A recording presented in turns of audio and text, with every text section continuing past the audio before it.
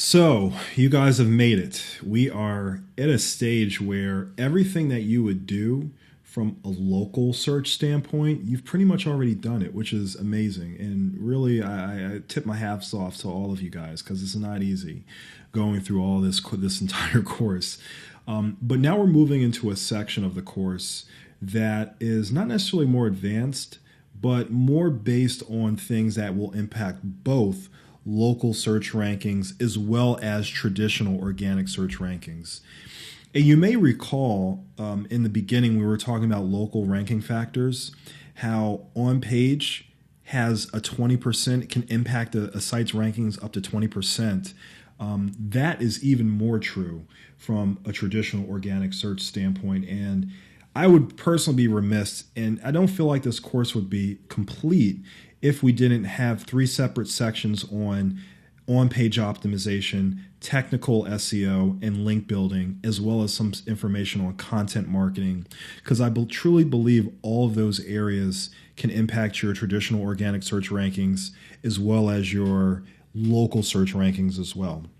So from an on-page optimization perspective, I personally try to pride myself on really trying to simplify this whole world of search for people, it not being too complicated, but it being something that you can implement yourself.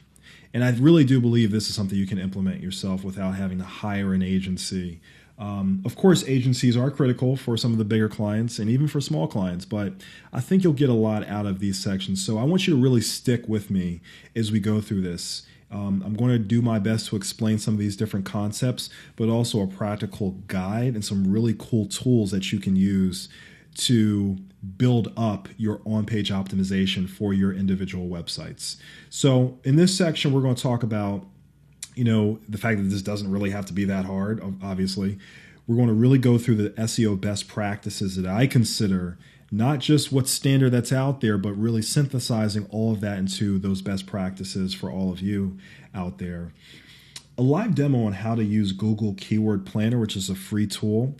This talk around duplicate content and how to ensure that you don't have any duplicate content on your website. How to build out the services pages for your website. So we have this thing called menu creation. Optimizing your home landing page and what a really good landing page looks like for your home page. And then I'm going to provide you some further resources and guidance that can help you guys have some success from an on-page perspective. So my process for on-page optimization is, first, I like to try to understand what my clients want. When I say clients want, I mean, what does the customer want? And then once I know what the customer wants and the services that I provide, and I really have a much clearer understanding of what my true core services are, that's when I leverage all that information to do the keyword research to get a sense of what specific keywords have the potential to drive the most clicks and also drive the most conversions to my website. Once I've done that, I've looked at the keyword research, I've downloaded the sheet, I've looked at all that data, and then I go through the process of building out my landing pages and the proper menu for my website. After I've done that, I then insert my keywords appropriately, and we're not talking about keyword stuffing, but we're talking about putting those keywords based on your products and services into the title, the URL, as well as the meta descriptions. After I've gone through that whole process, I then ensure that the content on my website is not duplicate, and if it is, it's as minimal as possible. I'm still thinking about local search, mind you. So I also want to make certain that my name, address, and phone number is on multiple pages. Usually I'll have it on my homepage at the bottom in the footer. I'll also have it in the Contact Us page, and I'll also have it in the About Us page. And then once I'm done with all of that, I still want to consider, is the user experience on the website good?